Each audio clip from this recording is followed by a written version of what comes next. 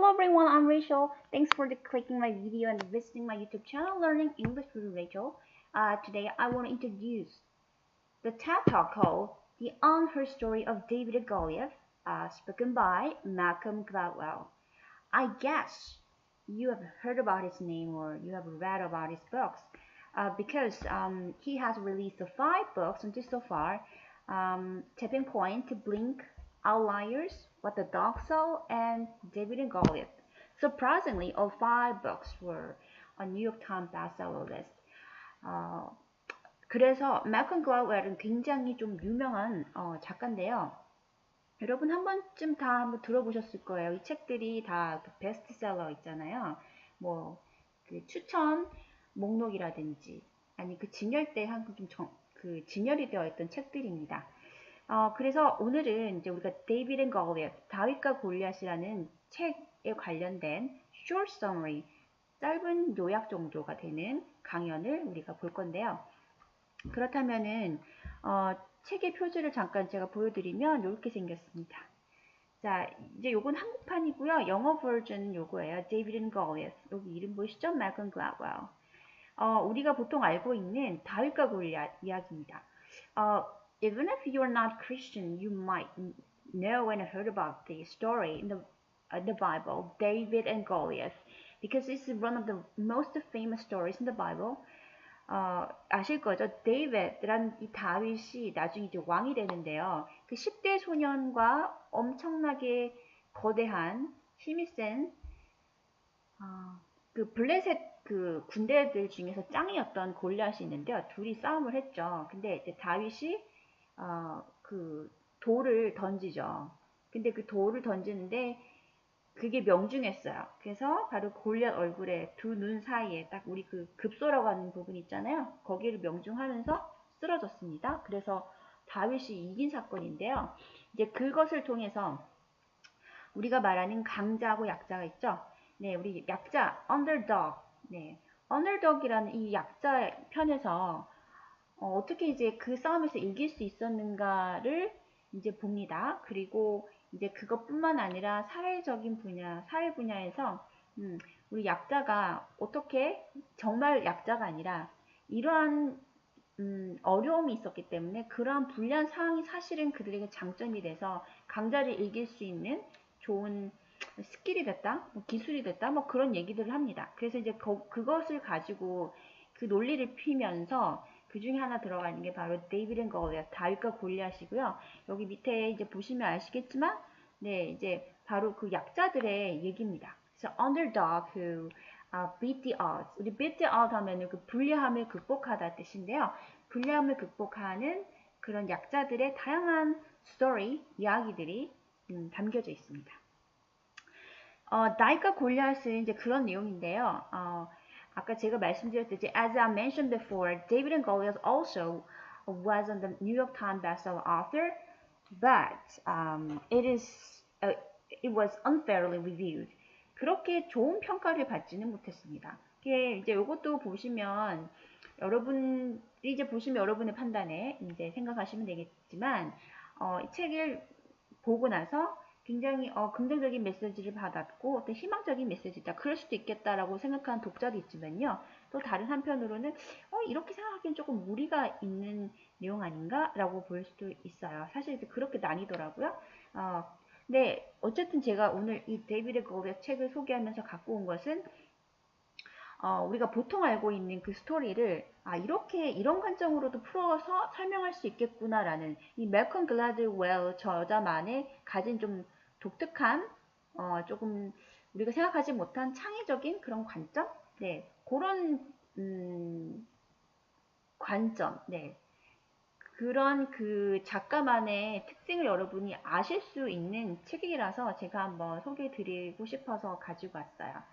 자, 그리고 malcolm gladwell 잠깐 아까 제가 설명을 드린다면요, 네, English-born Canadian journalist, author and speaker. 네, 그리고 아까 제가 말씀드렸듯이 5권의 책이 있어요. The Tipping Point, Blink, Outliers, What the Dog Saw, and David and Goliath. 네, 책을 한번 읽어보셔요. 네, 읽어보셔가지고 여러분들이 그 중에서 또 좀 여러분에게 도움이 될 만한, 그리고 좀 약간 생각을 바꿀 수 있는 그런 책이 될 수도 있습니다. 그래서 한번 책을 읽어보시기를 바라고요. Outliers도 많이 들어오셨을 거예요. 우리 Outliers, 이 책에서 보면은 나온 내용 중 하나가 그 1만 시간의 법칙이잖아요. 그 내용이 한번 더 나와서 이 책을 통해서 그 1만 시간의 법칙이 더 대중들에게 많이 유명해진 계기가 되었는데요. 원래는 그 1만 시간의 법칙이 말콤 글라드웰이 만든 게 아니고 안데르스 에릭슨이라는 사람이 주장한 1만 시간의 법칙인데요. 이게 뭐죠? 네, If you really want to be an expert in some field, at least 10,000 hours are necessary. 이게 정말 필요한 거예요. 그래서 어떤 전문가가 되려면 보통 1만 시간을 쓰더라. 이게 이제 그걸 따져보면 거의 10년의 시간이 걸린다고 하는데 10년 동안 어떤 한 것을 계속 꾸준히 연습하면서 팠을 때 결국은 그 분야에서 전문가가 되더라라는 얘기를 합니다. 그래서 이제 그 정도의 시간이 필요하다는 얘기가 1만 시간의 법칙 내용인데요. 바로 이것도 Outliers 책 안에 나오거든요. 어쨌든 간에 말콤 글라드웰은 이런 사람이라는 거 잠깐 제가 설명을 드렸고요. 자, 그럼 이제 오늘 바로 그 데이비드 앤 골리앗 거기에 해당하는 내용 중에 스토리 중에서 다윗과 골리앗 그 내용을 간략하게 요약한 강연을 한번 들어보도록 할게요. 자, 그러면 네, 한번 들어봅시다.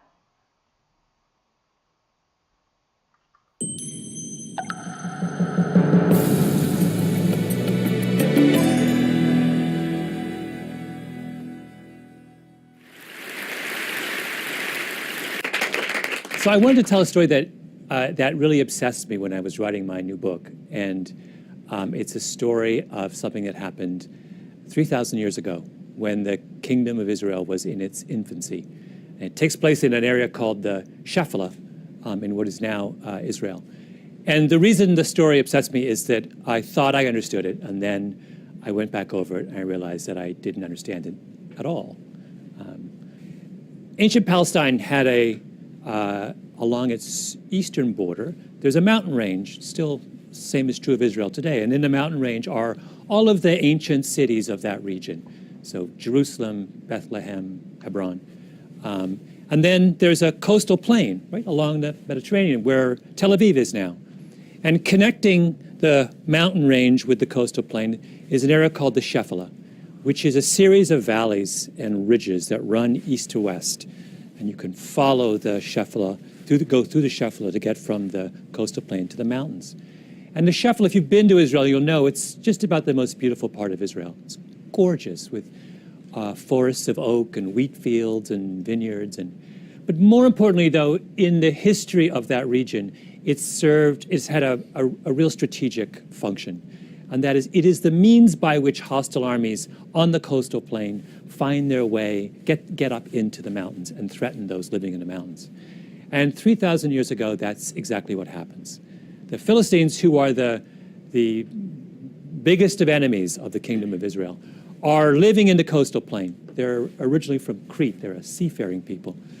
And they may start to make their way through one of the valleys of the Shephelah up into the mountains, because what they want to do is occupy the highland area right by Bethlehem and split the kingdom of Israel in two.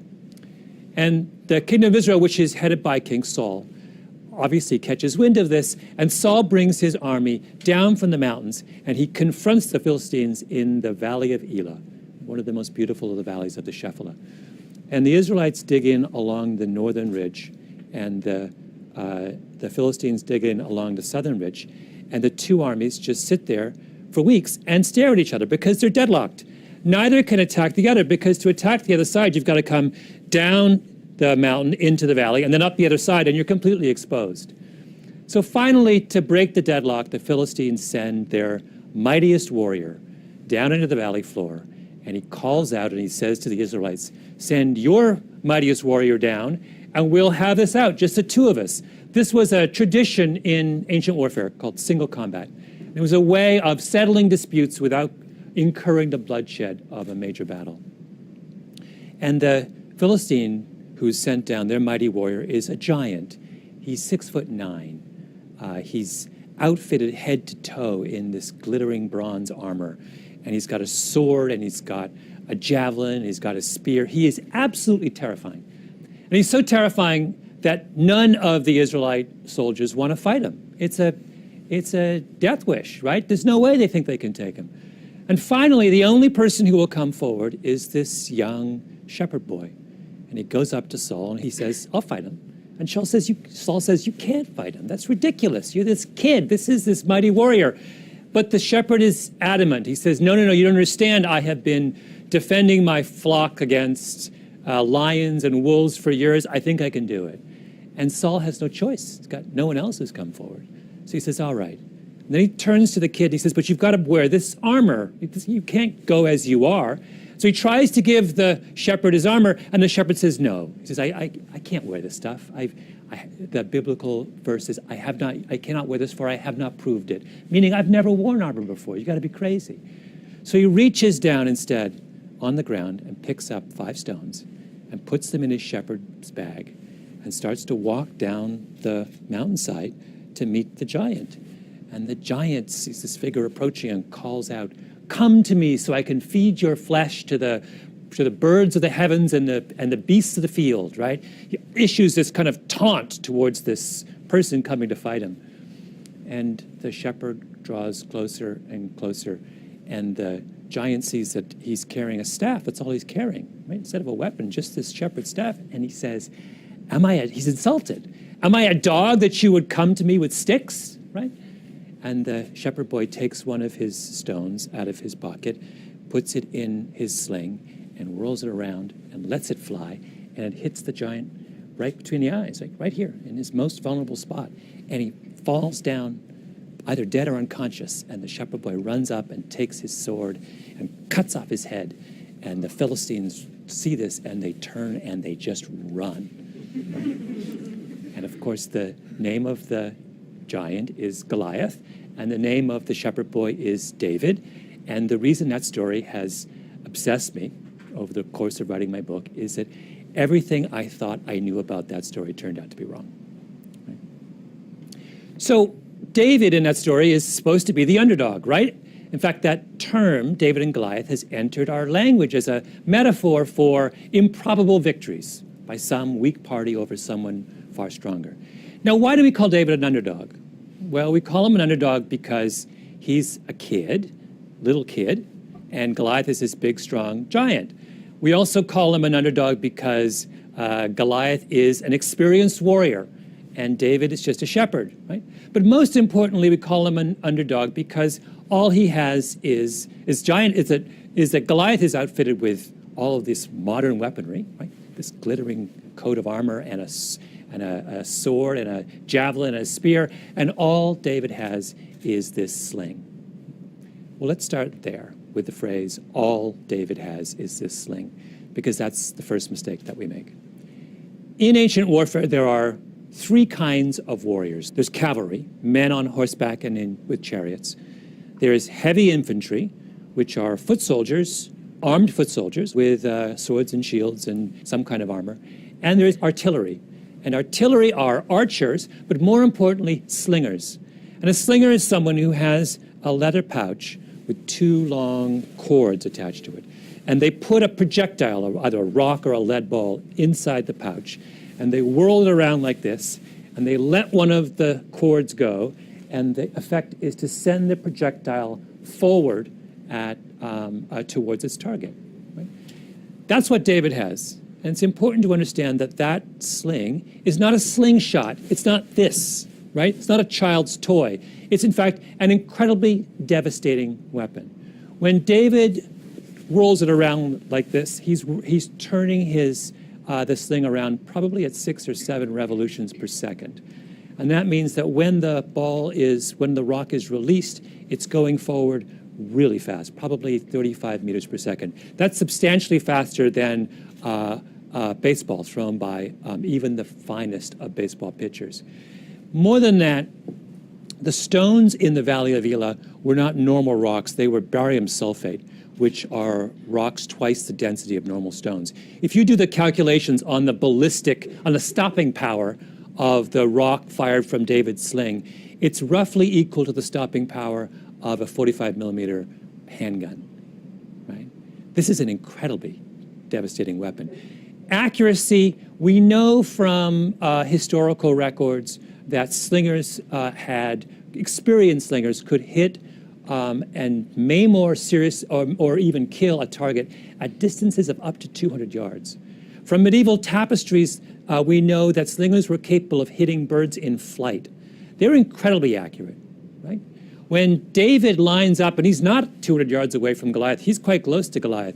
When he lines up and fires that thing at Goliath, he has every intention and every expectation of being able to hit Goliath at his most vulnerable spot between his eyes. If you go back over the history of ancient warfare, you will find time and time again that slingers were the decisive factor against infantry in one kind of battle, against heavy infantry in one kind of battle or another.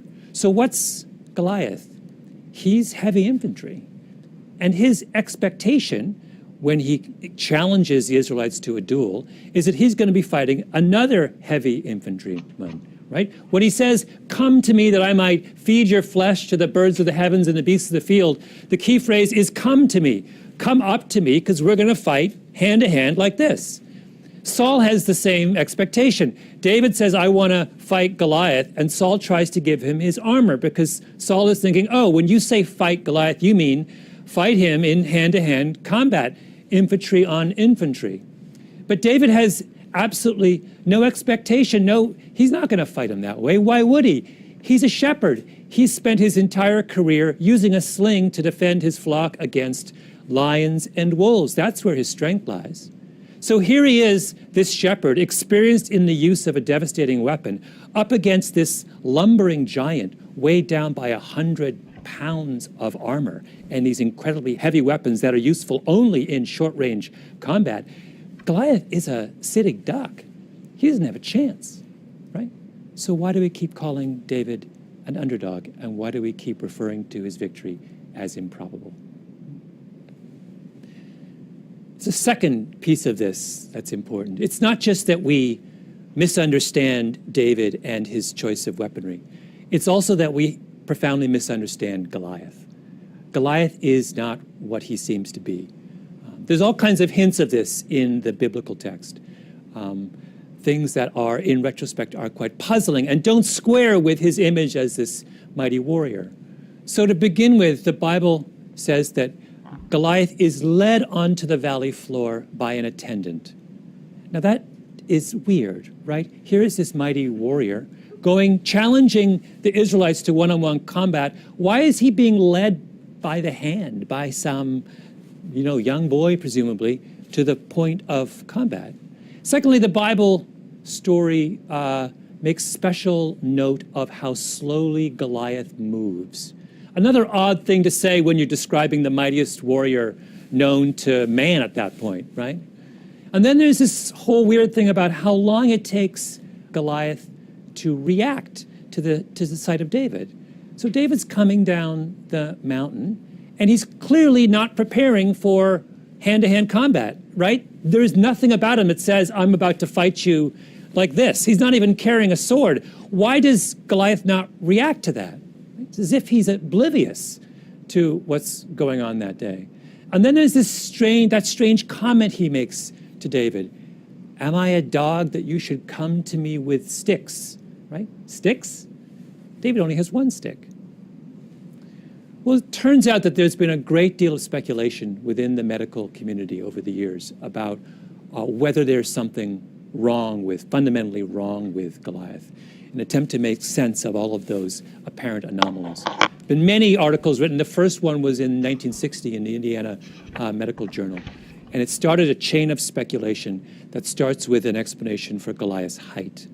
So Goliath is head and shoulders above all of his peers in that era. And usually when someone is that far out of the norm, there's an explanation for it. So the most common form of giantism is a condition called acromegaly. And acromegaly is caused by a benign tumor on your pituitary gland that causes an overproduction of human growth hormone. And throughout history, many of the most famous giants have all had acromegaly. So the tallest person of all time was a guy named Robert Wadlow, who was still growing when he died at the age of 24 and he was 8'11". He had acromegaly. Do you remember the wrestler Andre the Giant, famous? He had acromegaly. There's even speculation that Abraham Lincoln had acromegaly. Right? Anyone who's unusually tall, that's the first explanation we come up with. And acromegaly has a very distinct set of side effects associated with it, principally having to do with vision. The pituitary tumor, as it grows, often starts to compress the visual nerves in your brain, with the result that people with acromegaly have either double vision or they are profoundly nearsighted. Right? So when people have started to speculate about what might have been wrong with Goliath, they've said, wait a minute, he looks and sounds an awful lot like someone who has acromegaly. And that would also explain so much of what was strange about his behavior that day, right? Why does he move so slowly and have to be escorted down into the valley floor by an attendant? Because he can't make his way on his own, right? Why is he so strangely oblivious to David that he doesn't understand that David's not going to fight him until the very last moment? Because he can't see him, right? When he says, "Come to me that I might feed your flesh to the birds of the heavens and the beasts of the field," the phrase "come to me" is a hint also of his vulnerability. Come to me because I can't see you, right? And then there's, am I a dog that you should come to me with sticks? He sees 2 sticks when David has only 1. So the Israelites up on the mountain ridge looking down on him thought he was this extraordinarily powerful foe. What they didn't understand was that the very thing that was the source of his apparent strength was also the source of his greatest weakness. And there is, I think, in that a very important lesson for all of us. Giants are not as strong and powerful as they seem. And sometimes the shepherd boy has a sling in his pocket. Thank you. 자, 이제 우리가 그래서 전체적인 강연을 한번 다 봤습니다. 여러분 여기 이제 테드 홈페이지 아시죠? 주소 여기 나와 있어요. www.ted.com ted.com이죠.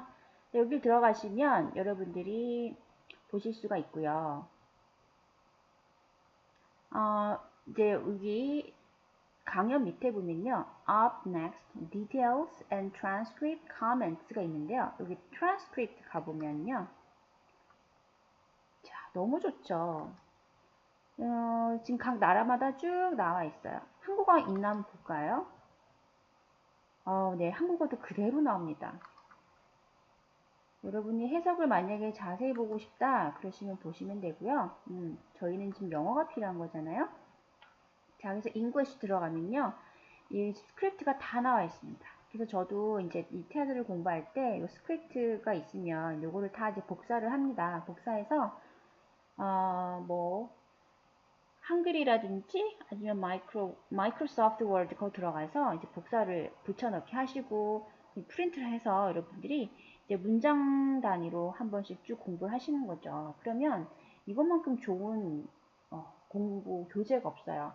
왜냐하면 여러분들이 요걸 통해서 listening 되시죠? 그 다음에 당연히 이제 읽고 해석하니까 reading이 되고요.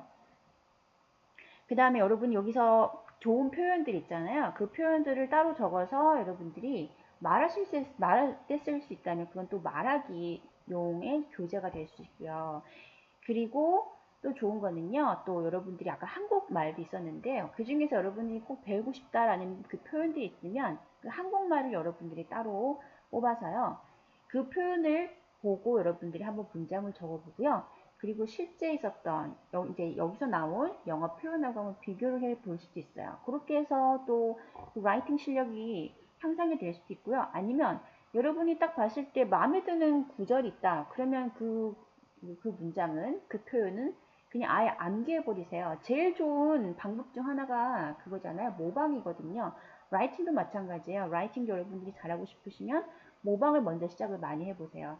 하다 보면은 그 문장이 조금씩 응용이 돼서 여러분이 여러분만의 문장으로 다시 만드실 수 있고 그러다 보면은 조금 더 영어식 사고를 가진 표현을 가진 그런 문장들을 많이 만드실 수 있거든요. 그래서 이제 결론을 제가 다 말씀드리면 이 테드는 우리가 말하는 듣기, 말하기, 쓰기, 읽기 모든 것을 다 한꺼번에 공부할 수 있는 네, 최고의 교재다. 그걸 제가 말씀드리고 싶어서 지금 잠깐 조금 내용이 길었습니다. 그리고 또 좋은 거는요. 이제 우리가 이 테드를 공부를 하면 영어 공부만 하는 게 아니잖아요.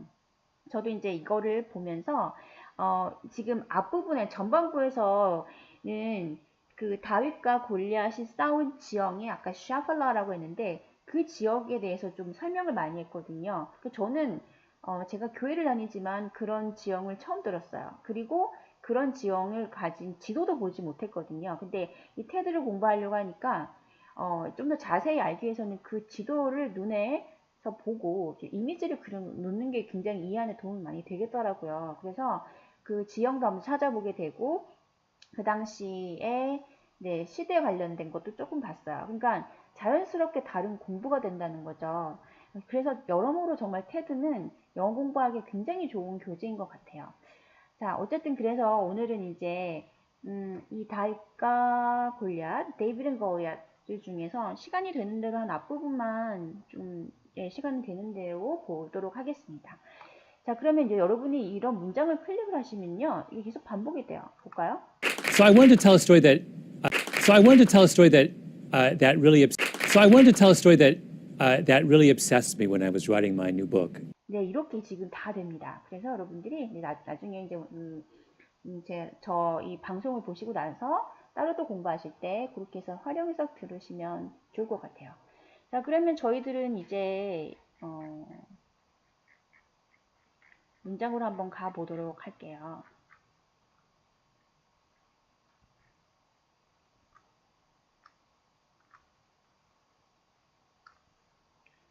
자, 한번 가볼게요. So I wanted to tell a story that that really obsessed me when I was writing my new book.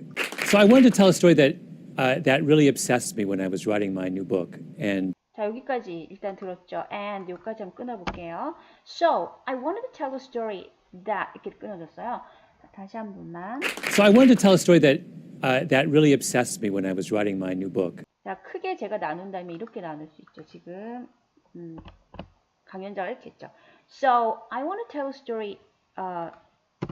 So, I want to tell a story that really obsessed me when I was writing my new book. That really obsessed me. 만약 끊는다면 이렇게 하면 또 끊을 수 있겠네요. When I was writing my new book. 자, 볼게요. 자, 그러면 so I wanted to tell. 그리고 want 하면은 무엇을 원하는 거죠. 자, 그 무엇을 해당하는 부분이 바로 목적어가 여기 들어갔죠? 자, 말하는 걸 원했다.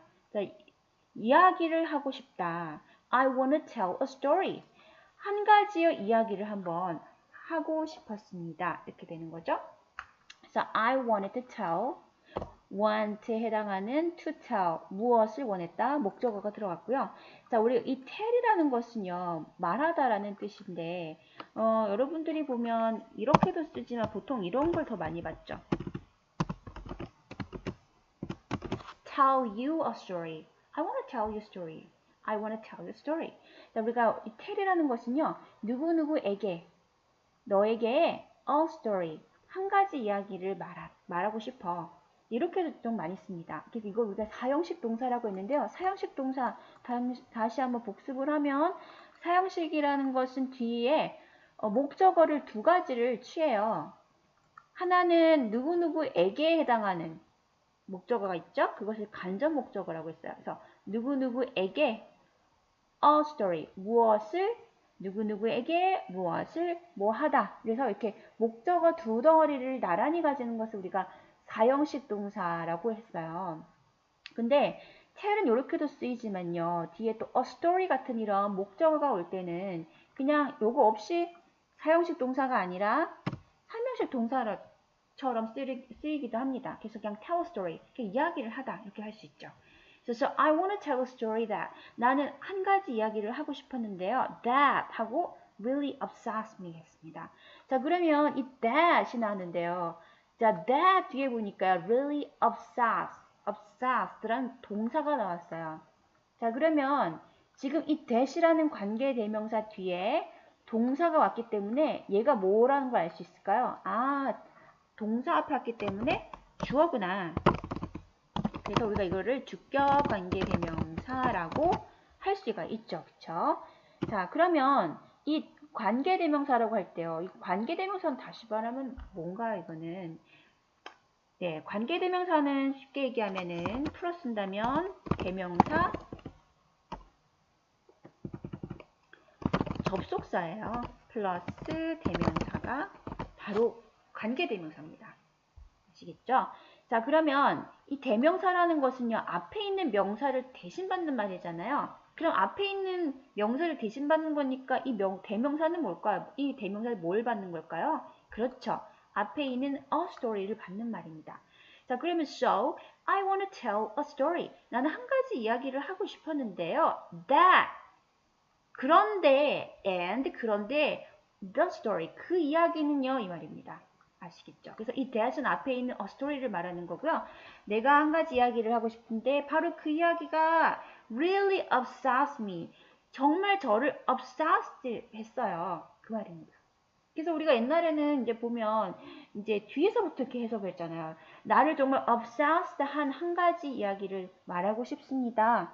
이렇게. 그래서 우리가 뒤에서 해석하는 이런 걸 많이 했는데요. 이제 언제부턴가 직독직해라고 그래서 단어가 흘러가는 그 흐름 그대로, 그 방향 그대로 해석을 하는 것이 중요하다. 이제 그런 게 많이 붐이 불었었고요. 그 우리가 직독직해라고 하는데요. 특히 이제 이런 테드라든지 어떤 강연의 글을 볼 때는요, 직독직해가 굉장히 중요합니다. 왜냐면 지금 소리가 막 흘러나오고 있어요. 그죠? 흘러나오고 있는데 언제 우리가 그것을 다시 머릿속에서 방향을 역방향으로 해가지고 해석을 할 수 있겠어요. 그쵸? 그래서 그 단어가 흘러가는 대로, 그 흘러가는 흐름대로 우리가 바로바로 소리를 듣고 해석하는 훈련이 굉장히 중요하거든요. 그래서 이것도 마찬가지야. I wanted to tell a story. 나는 한 가지 이야기를 하고 싶은데, 근데 that really obsessed me. 그 이야기가 정말 저를 obsessed 했어요. 자, 그 흐름대로 흘러가시면 됩니다. 자, 여기서 지금 중요한 단어가 바로 obsess라는 동사인데요. obsess. 자, obsess라는 동사를 한번 제가 의미를 한번 보여드리면요. 영영사전은 뭐 여러 가지가 많은데 그래도 우리가 제일 많이 보는 게 옥스퍼드잖아요. 그래서 여기 보면요. 사이트가요. www.oxfordlearners 그 다음에 여기 Oxford Learners 여기 보이시죠? Learners Dictionaries.com이에요. 자, 여기 사이트로 들어가시면 이게 딱 뜨거든요. 그럼 여러분이 여기 이제 치고 싶은 단어를 딱 하면 예를 들어서 obsess 쳤다. 자, 그러면은 obsess 이 단어가 나오겠죠? 자, 그럼 여러분 이제 할 수 있어요. 한 단어도 들어볼 수 있고요. obsess. 네, second stress입니다. 두 번째 음절의 강세고요. 자, 이제 보시면요. transitive, 우리 transitive가 뭐냐면 타동사죠. 타동사는 다시 말하면 자동사의 반대잖아요. 자동사라는 것은 스스로 얘가 혼자 자립할 수 있는 동사입니다. 즉 주어 뒤에 오는 이 동사, 이 자동사 뒤에는 다른 게 붙지 않아요. 왜냐하면 스스로도 온전하기 때문에. 그래서 우리가 얘는 목적어가 필요가 없는데 그 반대말로 transitive라는 거는 타동사예요. 타동사라는 것은 자동사의 반대죠. 반드시 목적어가 있어야지만 완전해지는 동사입니다. 그래서 transitive라는 이런 단어를 보시면 반드시 이 동사 뒤에는 뭐가 온다? 목적어가 같이 오는구나라는 거 꼭 기억하셔야 됩니다. 자, 그럼 이것도 보면요. transitive인데 usually passive. 보통은 수동태로 많이 쓰인대요. 자, 이 보면요. obsess somebody. 자, 누군가를 obsessed 한다는 얘기는 뭐냐면요. completely fill your mind so that you cannot think of anything else. 자, in a way that is normal 돼 있어요. 자, 완전히 여러분의 생각을 가득 채우는 거죠. So that you can't. 여러분이 뭐 할 수 없을 정도로요. think of anything else. 다른 거는 생각할 수 없을 정도로 오로지 그 생각만 머릿속에 가득 차는 거예요. 그래서 여기 뒤에 보면은 좀 정상적이지 않은 방식으로 이 말입니다. 자, 그래서 우리가 obsess라는 거는 좀 쉽게 와닿는 표현은 오직 그것만 생각난다 그 뜻이에요. 그것만 생각나는 거죠. 예를 들어서 내가 그 남자친구를 너무 좋아해요. 그래서 하루 종일 걔만 생각이 나는 거야. 그래서 I'm obsessed by him. 그 다음에 하루 종일 컴퓨터 게임만 자꾸 생각나는 거죠. 그래서 I'm obsessed with computer games. 그런 의미가 바로 obsess인데요. 그래서 우리가 obsess라는 것은 누구를 완전 사로잡다 이 말입니다. 사로잡다. 그래서 나 같은 경우 어떻게 돼요? 뭐에 의해서 사로잡히게 되는 거잖아요. 그래서 보통 수동태로 쓴다는 얘기고 He is obsessed by computers.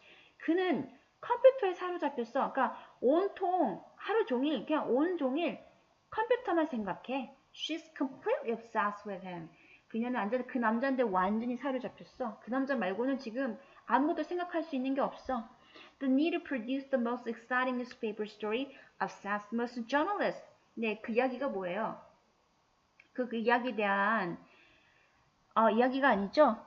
바로 그 필요가 obsesses most journalists. 네, 그 대부분의 journalist 기자들을 사로잡고 있어요. 그래서 우리가 obsess란 동사는 바로 그런 의미입니다. 그래서 다른 건 생각하지 못하고 오직 거기에 매여 있다. 그죠? 거기에 사로잡혀 있다가 obsess, be obsessed고요. obsess라는 동사는 완전 그 누구를 완전히 사로잡다라는 의미가 됩니다. 아시겠죠? 자, 그래서 지금 obsess me, really obsess me, 여기 really까지 들어갔어요. 그래서 정말 나를 완전히 사로잡은 한 가지 이야기에 대해서 얘기하고 싶은데요, 이 말입니다.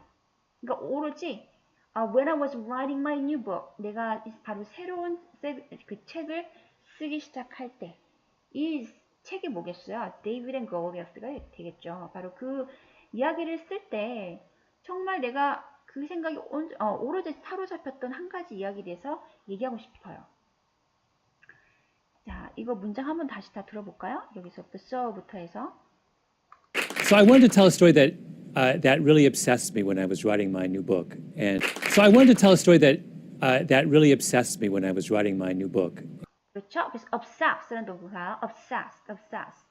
자, 그 다음 문장 한번 보세요. And it's a story of something that happened 3,000 years ago. It's a story of something that happened 3,000 years ago. 자, 볼게요. It's a story. 그리고 그건 한 가지 이야기인데요. Story of something that 이렇게 들어왔어요. 자, 이야기인데요. 뭐뭐의죠. 뭐뭐에 관한 이야기 of something. 어떤 것에 관한 이야기인데 that happened. 또 나왔어요. 자, 지금 that이라는 관계 대명사 뒤에 happened라는 지금 동사가 나왔기 때문에 얘도 지금 뭔 걸 알 수 있죠? 아, 주어 자리를 갖고 있구나. 그래서 얘도 주격 관계 대명사인 걸 알 수가 있겠죠. 자, 그리고 이 관계 대명사라는 건 제가 쉽게 말하면 접속사 플러스 대명사라고 있거든요. 그럼 앞에 있는 명사를 받는 겁니다. 앞에 있는 명사니까 앞에 있는 이 something을 말하는 거예요. 내가 어떤 것에 대한, 그것은 어떤 것에 대한 이야기고 바로 그 어떤 거는 happened, 일어난 거예요. 발생한 겁니다. 3,000 years ago, 3,000년 전에. 그래서 우리가 happen이라는 동사는 어떤 사건이나 일이 일어나다, 발생하다라는 뜻인데요. 이 happen이라는 동사하고 동일하게 쓸 수 있는 게 뒤에 나와요. take place라는 동사입니다. 네, 그래서 어떠한 일이 일어나다, 발생하다. 그래서 우리가 happen 또는 take place 또는 occur이라는 동사예요.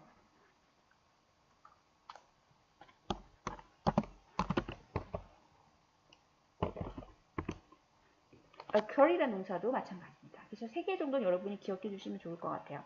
자, 그래서 바로 3,000년 전에 일어난 어떤 것에 대한 이야기인데요. 자, 그리고 뒤에 붙는 얘기를 들어보면 When the kingdom of Israel was in its infancy. When the kingdom of Israel was in its infancy. When the kingdom of Israel was in its infancy. 자, when 했어요. 그게 언제적이냐? 3,000년 전인데 언제냐면 when the kingdom of Israel. kingdom of Israel. 우리가 이스라엘이라고 하죠. 그죠? 여러분, 이스라엘. 자, 이스라엘인데 영어에서는 Israel이라고 발음합니다. 이 바로 I의 첫 번째 강세가 있고요. Israel.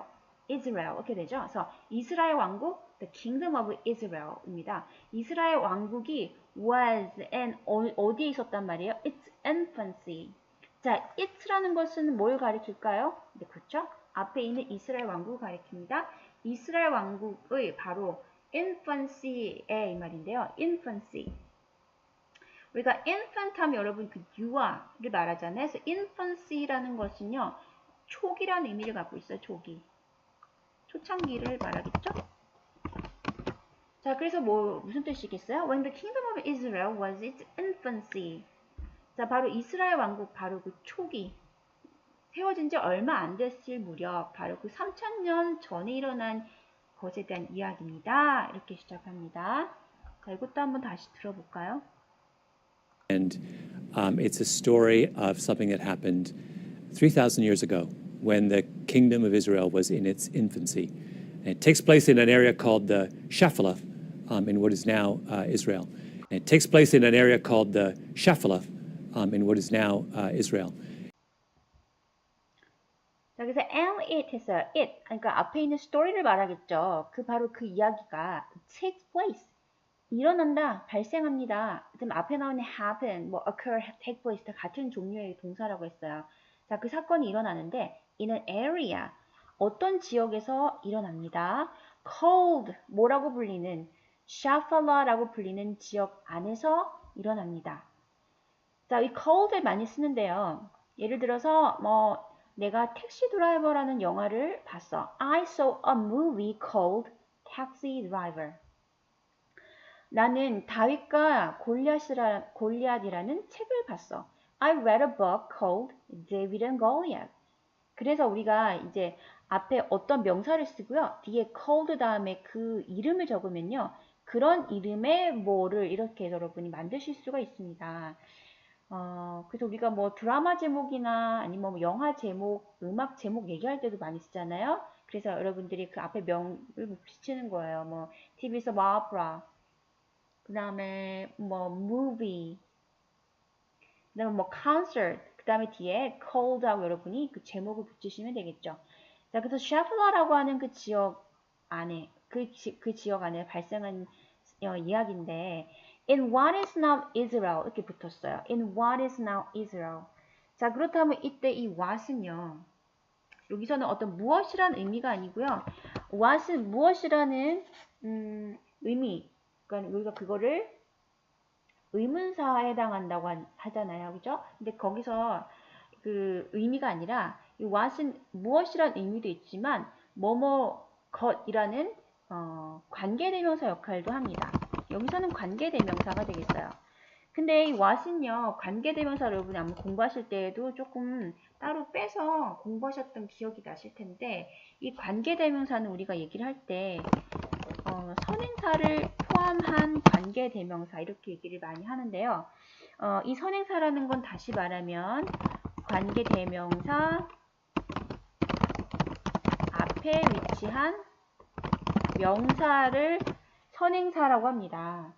이 선행사를 포함한 관계대명사가 바로 what이에요. 우리 보통 that 아까 봤잖아요. that 여기서도 that 있었고 여기서 that이 있었는데 얘네들은 그냥 관계대명사지 얘가 지금 어떠한 명사를 포함하고 있지 않잖아요. 근데 what은 좀 다르게 명사를 포함한 관계대명사예요. 그래서 우리가 what을 풀었으면 the thing which라고 바꿔서 표현할 수가 있어요. 아시겠죠? 그래서 what은 the thing which가 해당합니다. 그러면 이 명사를 갖고 있는 관계대명사이기 때문에 것 이렇게 해석을 하거든요. 자, 그래서 여기 보면요. Shephelah in the thing which is now Israel 이렇게 되겠죠. 그래서 지금 해석을 하면 어떻게 됩니까? 바로 the thing which 이게 하나의 지금 여기서 주어로 온 거가 되겠죠. 현재 이스라엘이다 이 말입니다. 즉 현재 지금 이스라엘인 그 바로 안에 있는 샤펠라. 다시 말하면 뭘까요? 이스라엘이란 땅, 그 이스라엘 영토에 있는 샤펠라라고 불리는 이 말이죠. 그래서 지금 현재 이스라엘이 있잖아요, 그렇죠? 현재 이스라엘 그 영토에 있는 샤팔라라고 불리는 지역에서 사건이 일어납니다. 그 얘기를 하고 있어요. 자, 그 다음에 한번 볼게요. And the reason the story upsets me is that I thought I understood it, and then I went back over it and I realized that I didn't understand it. And the reason the story upsets me is that I thought I understood it, and then I went back over it and I realized that I didn't understand it. And the reason the story upsets me is that I thought I understood it, and then 여기까지 보면요. And the reason 했어요. And the reason the story upsets me is that I thought I understood it 했는데 원래 보통 reason 다음에 why 같이도 쓰죠. The reason why I didn't come 내가 오지 않은 이유는 뭐였어 이렇게 얘기할 때도 쓸 때 reason why 다음에 뒤에 주어 동사 이렇게 같이 쓰는데 why가 생략될 때도 많아요. 여기도 지금 why가 생략이 됐어요. 그래서 the reason the story upsets me 그 이야기가 완전 나를 사로잡았던 이유는요. is that 대절 이하의 내용이다 이 말이죠. is that I thought I understood it. 나는 그 이야기를 알고 있다고 생각했는데 이해했다고 생각했는데 and then I went back over it. 다시 되짚어 보니까 다시 한번 뒤돌아서 생각을 해보니까 I realized that I didn't understand it at all. didn't at all 하면은 전혀 뭐가 아니다는 얘기죠. 강조할 때 씁니다. 그래서 나는 그 이야기 알고 있었는데 잘 이해했다고 생각했는데 다시 한번 보니까 전혀 이해를 제대로 한 게 아니었다라는 거를 내가 깨달았다. 그러니까 내가 그 다윗과 골리앗 내용을 잘못 이해하고 있었더라. 내가 했던 그런 생각, 해석은 잘못된 것이었더라. 그 얘기를 합니다. 이제 그 내용이 어떻게 흘러가는지를 잠깐 이제 맛배기를 보여주는 거잖아요. 자, 여기까지 지금 들었는데요. 자, 그 다음에는 우리가 이제 여러분이 여기를 들으셔야 되는데요. 자, 여기서 여러분들이 이제 이거를 들으실 때 중요한 게 뭐냐면 일단 좀 지형에 대한 이해가 필요합니다. 일단 제가 한번 샤팔라라는 지역 있죠. 여기 샤팔라. 지금 여기 계속 나오기 때문에 한번 찾아봤어요. 네이버에 찾아보니까 네, 다행히도 지도가 하나 있더라고요. 자, 이렇게 생겼습니다. 여기 보면 샤팔라 보이시죠? 잠깐 제가 설명을 해드릴게요. 여기 지금 보면 샤팔라라는 지역이 있고요. 그 다음 여기 보시면은요, 필리스틴 플레인이라고 되어 있는데 우리가 플레인 하면은 그 산지가 아닌 평평한 지역, 평지를 플레인이라고 하죠. 평지. 필리스틴, 이제 뒤에서도 계속 나와요. Israelis, Philistines. 우리 필리스틴 하면은 필라스타인 사람들, 성경에서는 블레셋 사람, 이렇게 표현하는데요. 블레셋 사람들. 자, 그 사람들이 살고 있는 바로 그 평지가 있었어요. 필리스틴 플레인. 여기 보이시죠? 그 옆에 보면은 Mediterranean Sea라고 되어 있는데, 지중해입니다. 지중해가 있고요. 지중해 쪽에서 이렇게 지금, border이라고 하죠. 이렇게 지금 해안가를 따라서 이렇게 쭉 붙어 있는 게 바로 필리스틴 플레인이에요. 이게 평지가 있고요. 그 다음에 샤플라라는 지역이 있고요. 여기 보면 이렇게 좀 볼록볼록 튀어나왔잖아요. 여기가 지금 산맥이에요. 그래서 이제 여기가 그 마운트 레인지죠. 산맥인데 바로 이 산맥에 보면 여러분이 지금 보셔야 될 도시가 지금 있어요. 제루살렘, 우리 예루살렘이죠. 베들레헴, 그리고 헤브론이 있습니다. 이 세 개의 지금 고대 도시가 보일 거예요. 자, 그래서 여기는 바로 이스라엘 왕국 땅인 거죠. 그리고 여기가 바로 필리스티안 사람들이 살고 있는 평지인 거죠. 그리고 여기 옆에는 뭐가 있냐면은 다시가 있어요. 사해가 있습니다. 자, 그래서 지금 보면은 이 샤플라가 여기 밑에 나와 있지만 버퍼 존이라고 하는데 완충 지역이었다고 하는 거죠. 왜냐하면 여기 지금 평지가 있고 여기는 산맥이 있는데요. 거기 사이에 딱 끼어 있는 이 지역이 바로 샤플라라는 지역인데요. 이 시대 때 이 샤플라 지역이 인기가 좋았대요. 그 이유는 뭐냐면 여기 보면은 메디테리언 씨도 보이고 데드 씨도 보이는데 예, 역사적으로 볼 때 바다는 굉장히 중요하죠. 그죠? 왜냐하면 바다를 통해서 무역이 이루어지기 때문에 그것을 바다를 차지하는 것이 굉장히 중요한데요.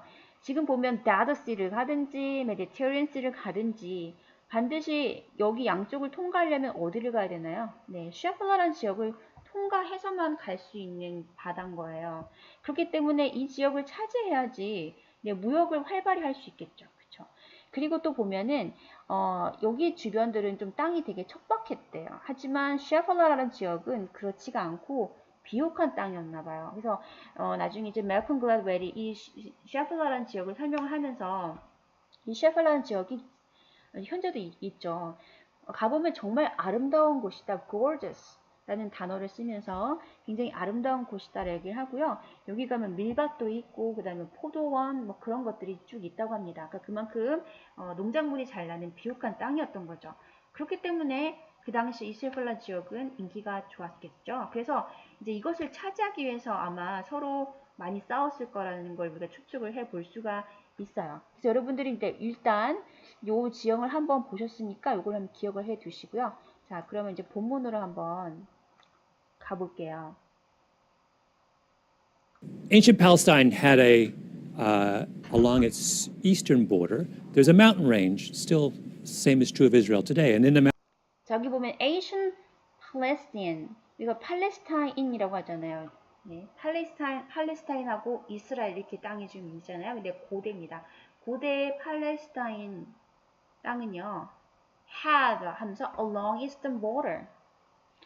우리 아까 사진을 봤었어요.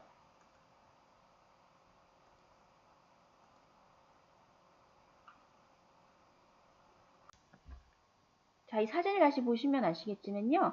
바로 이 고대 팔레스타인 땅에 보면 동쪽 국경에는 있어요. 그러니까 eastern border. 동쪽 국경을 따라서 뭐가 있다? Mount Range. 네, 산맥이 있다. 그 얘기를 하고 있습니다. 딱 보시면 여기 산맥 보이시잖아요. 그쵸? 여기가 팔레스타인 땅, 여기가 바로 그 이스라엘 땅이라는 겁니다. 자, 그래서요. 다시 한번 들어볼게요.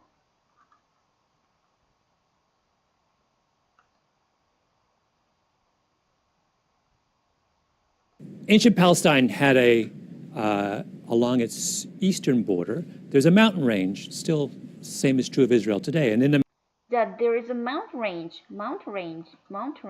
산맥이에요. 그래서 아까 동쪽 국경을 따라서 산맥이 있었고, still seems true of Israel today. 자, 지금도 여전히 바로 이스라엘 그 동쪽 국경에는 이 말이죠. 동쪽 국경에 바로 그렇게 산맥이 있다. 그 얘기를 하고 있습니다. 그 다음에 볼게요.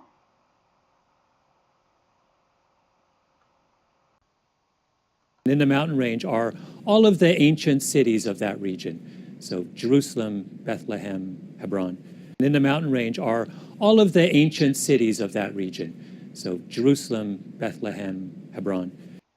자, 그 다음에요. And in the mountain range. 그리고요. in the mountain range. 지금 보면 이렇게 지금 됐는데요. 산맥 안에는 are 있어요. 하고 뒤에 주어가 뒤로 빠진 겁니다. 아시겠죠?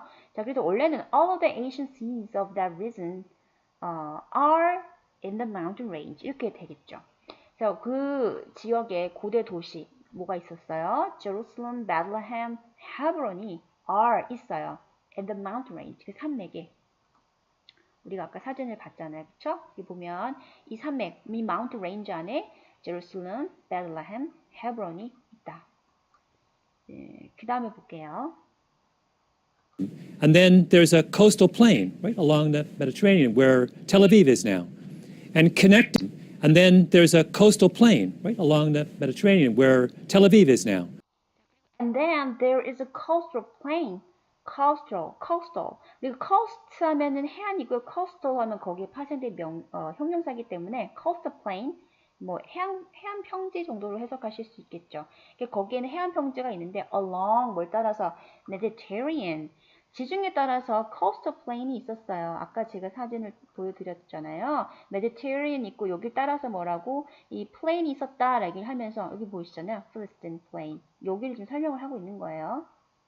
coastal plain이 있었고 where 자 거기는 뭐냐면 그 장소는 뭐냐면 텔 아비브 우리 텔 아비브라고 하잖아요. 텔 아비브 한때 텔아비브가 굉장히 뉴스에 많이 나왔어요. 왜냐면 그 이스라엘하고 팔레스타인이 서로 사이가 안 좋으니까 서로 테러를 많이 했잖아요. 폭탄을 막 서로 그거 쏘고 그랬는데 그 폭탄 테러 있을 때 텔아비브에서 많이 일어났었어요.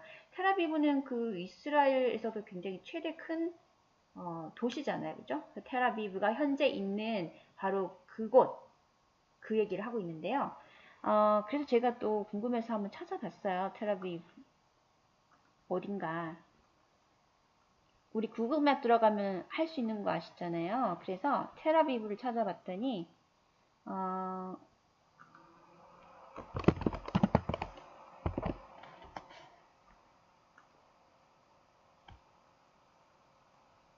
여기 나오잖아요.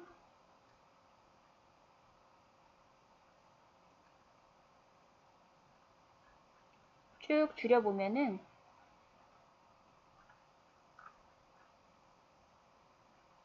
이제 세계 지도가 나옵니다. 저기 대한민국 여기 있어요. 그쵸? 여기서 여러분들이 이제 비행기를 타고 쭉 가시는 거죠. 가서 이제 여기로 갑니다. 네, 뭐 이라크, 시리아, 레바논 보이시죠? 곧 이스라엘 땅 보여요. 이스라엘 땅 안에 아까 제가 봤던 제루살렘, 마운트 레인지 있었죠. 그 제루살렘 보이고 여기가 바로 텔아비브예요. 자, 텔아비브가 있는데 여기 보면은 여기가 바로 지중해잖아요. 그죠? 이 장소가 맞습니다. 옛날에 그 코스트 플레인 지역인 그 필리스틴 플레인 지역에 해당되는 바로 텔아비브가 현재 있는 곳 그거를 설명합니다. 그래서 계속 그 지형을 설명을 하고 있어요.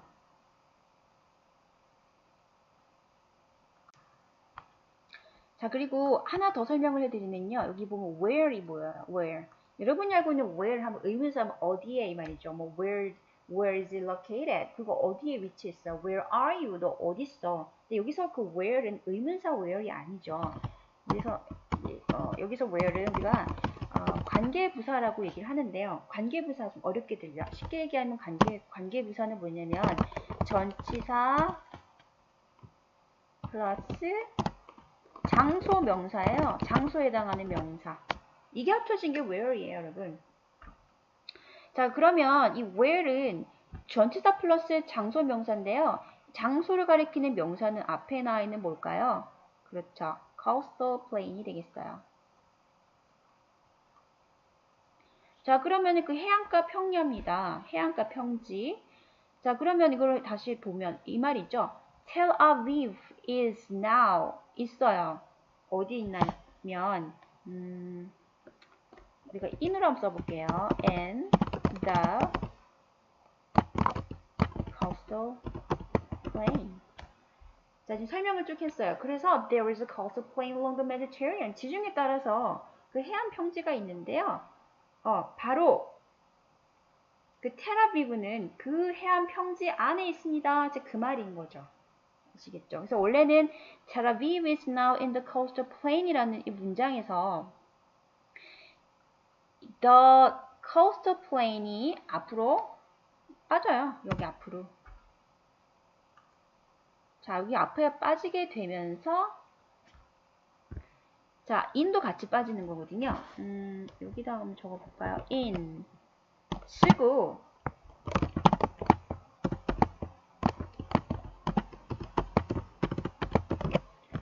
in the coastal plain이 지금 앞에서 앞으로 빠졌습니다. 자, 여기까지 이해되셨죠? 자, 그 다음에 보면요. The coastal plain 앞에 나와 있는 명사를 지금 또 받는 말이잖아요. 자, 그렇기 때문에 이 말을 우리는 보통 다른 거로 바꾸죠. 네, 관계 대명사로 바꿔요. 그쵸? 그래서 in which가 됩니다. 그쵸? 자, 그렇다면 in which에서 이 전치사랑 in which가 만나서 얘를 한 단어로 뭐로 바꿨다? where로 바꿨다. 그걸 아시면 됩니다. 자, 그럼 우리가 이제 이걸 이해를 했고 매번 해석할 때마다 그렇게 하나하나 할 수 없잖아요. 그래서 여러분들이 이런 글들을 보실 때는 where이 나오면 그냥 그곳에서 이렇게 해석하시면 돼요. 아니면 그곳에. And there is a coastal plain of the Mediterranean. 지중해 따라서 해안 평지가 있는데 그곳은 이 말이죠. Tel Aviv is now. 텔아비브가 지금 현재 있는 곳이다. 이렇게 해석하시면 돼요. 자, 그렇게 해석하면 깔끔하게 떨어지겠죠. 그래서 지금 where 제가 설명을 드렸고요. 그 다음에 문장을 보면요. And connecting the mountain range with the coastal plain is an area called the Shephelah. And connecting the mountain range with the coastal plain is an area called the Shephelah. And connecting the mountain range with the coastal plain is an area called the Shephelah, which is a 자, 지금 문장이 이렇게 끊어졌어요. And connecting the mountain range with the coastal plain is an area called Shephelah. 여러분이 지금 주어를 잘 들으셔야 되는데 connecting the mountain range with the coastal plain 여기까지가 주어가 됩니다. 자, 그러면 connecting 지금 뭐뭐 하기 이 말이죠. 동명사가 들어갔는데요. mountain range 우리가 계속 좀 산맥 얘기를 하고 있어요. 지금 어떤 산맥인지 알고 있어요. 말하는 사람도 듣는 사람도 알고 있죠. 그래서 the mountain range 들어갔죠. 바로 그 산맥이랑 아까 지도에서 보여드린 제가 말한 그 산맥을 말하죠. 그 산맥과 with the coastal plain 이것도 우리가 이제 알고 있잖아요. 어떤 그 평지를 말하고 있는지 그래서 다 the 들어간 거예요. 그래서 그 산맥하고 그 해안 평지를 연결해 주는 곳이 연결해 주는 곳은 is an area called 뭐라고 불리는 지역이다 이 말입니다. 자, 그래서 Shephelah라고 불리는 지역이다. 다시 말하면요, 산맥과 그 해안 평지를 연결시켜주는 지역이 바로 Shephelah다. 그 얘기를 하고 있는데요. 자, 보면요, 그렇죠? 자, 그래서 이 plain하고 mountain range를 연결시켜주는 곳, 그렇죠? 그 지역이 바로 Shephelah다 얘기를 하고 있고요. 그 다음에 뒤에를 더 들어보시면요. which is a series of valleys and ridges that run east to west. Which is a series of valleys and ridges that run east to west. Which is a series of valleys and ridges that run east to west. The what a series of valleys and ridges that run east to west 이렇게 얘기를 했습니다. 자, Shephelah라는 지역인데 which 근데 바로 그 Shephelah는요. 그래서 지금 보면은 관계대명사로 쓰였어요. 그쵸? 그 Shephelah라는 지역은 주어로 쓰였습니다. is a series of. 자, 우리가 a series of 하면은 계속 이어지는, 나열되는 뭐 일련의 이런 뜻이죠. 그래서 계속 뭐 발생한 사건 얘기할 때 a series of events. A series of valleys는 뭐예요? valley 하면 계곡이고요. ridges 하면 우리 그 산 위에 꼭대기, 산마루란 뜻이에요. 산등성이. 자, 그래서 그 Shephelah라는 지역이 있는데 그 지역은 뭐냐면 a series of valleys and ridges. 계곡하고 산등성이가 쭉 나열되어 있는, 쭉 이어지는, 계속 연결되어 있는 그런 곳이다 얘기를 합니다. 그래서 a series of 뒤에는요 반드시 복수명사가 들어가요. 그래서 여기도 보면은 valleys, ridges 지금 복수명사 보이시죠? 자, 그래서 계곡과 산등성이가 계속 이렇게 이어지는 곳이 Shephelah인데 that ran east to west. Then ran east to west. 자, 지금 that 볼게요. that 뒤에 보니까 또 뭐가 왔죠? 동사가 왔죠. 그 말은 이 that은 뭐란 얘기 있죠? 역시 주격 관계 대명사구나 라는 걸 알 수 있습니다. 그쵸? 자, 그러면 이 that은 앞에 있는 뭘 말할까요? 그렇죠. valleys and ridges를 말합니다. 자, 그래서 계곡과 산지성이가 쭉 이어져 있는데 바로 그 valleys and ridges가 run east to west 동쪽에서 서쪽으로 이어집니다. 그 얘기를 하고 있어요. 그래서 동쪽에서 서쪽으로 쭉 계곡과 산등성이가 쭉 있다. 그거를 여러분이 머릿속에서 그려보시면 돼요. 그렇게 쭉 이어져 있는 지역이 바로 Shephelah입니다. 그 얘기를 하고 있어요. Which is a series of valleys and ridges that run east to west. And you can follow the Shephelah, go through the Shephelah to get from the coastal plain to the mountains. And the Shephelah, if you 자, 그리고요, you can follow the Shephelah. 여러분이 이제 그 Shephelah를 쭉 따라가면 go through the Shephelah. Shephelah라는 지역을 through 하면은 어떤 지역을 반드시 이렇게 뚫고 지나가는 거, 관통해서 간다고 할 때 우리가 through라는 전치사를 쓴다고 했거든요. 그래서 그 Shephelah라는 지역을 딱 가면 go through the Shephelah. Shephelah라는 그 지역을 통과해서 갑니다. 뭐 하기 위해서요? To get from the coastal plain to the mountains. 네, 바로 그 해안가 평지에서 산 쪽으로 가기 위해서는. 그렇죠? 아까 우리가 사진을 봤었어요. 이 해안가 평지에서 바로 이 산, 마운틴 레인지로 가려면 반드시 통과해서 가야 되는 지역이 뭐예요? 샤플라잖아요. 그 얘기를 하고 있습니다. 그리고 and 샤플라, if you've been to Israel, 여러분이 만약 이스라엘에 가보신 적이 있다면 이 말이에요. You will know, 아실 거예요. It's just about the most beautiful part of the Israel. 이스라엘 중에서 가장 아름다운 지역이다라는 걸 아십니다. It's gorgeous. 정말 매력적인 곳인가 봐요. With forest and oak. 우리가 오크나무라고 하죠. 여러분 가구 그 이렇게 모양 보면은 뭐 오크형 무슨 형 해서 이렇게 그 가구들 있잖아요. 그래서 오크나무를 말합니다. 그래서 오크나무 숲도 있고, 그다음에 wheat 하면 우리가 밀을 말하잖아요. fields, 밀밭. 그리고 vineyards 하면 포도밭을 말합니다. 그래서 뭐 오크나무 숲과 그다음에 밀밭, 포도밭이 가득 있는 아주 매력적인 지역입니다. 그래서 지금 보면 앞부분에 그 샤플라라는 지역을 설명하는데 좀 시간을 많이 들였어요. 그래서 여러분들이 이거를 잘 들으시려면 제가 아까 보여드린 것처럼 지도를 한번 보시는 게 청취하는 데 되게 도움이 많이 되실 것 같다는 생각이 들어요. 자, 일단은 벌써 1시간이 넘어갔거든요. 그래서 오늘은 여기까지 하고 다음 시간에 또 이렇게 시간을 나눠서 조금씩 내용을 더 보도록 하겠습니다. 자, 그러면 청취해 주신 분들께 감사드리고요. 그러면 다음 시간에 두 번째 내용을 가지고 오겠습니다. 그러면 좋은 하루 되세요. See you next time. Bye bye.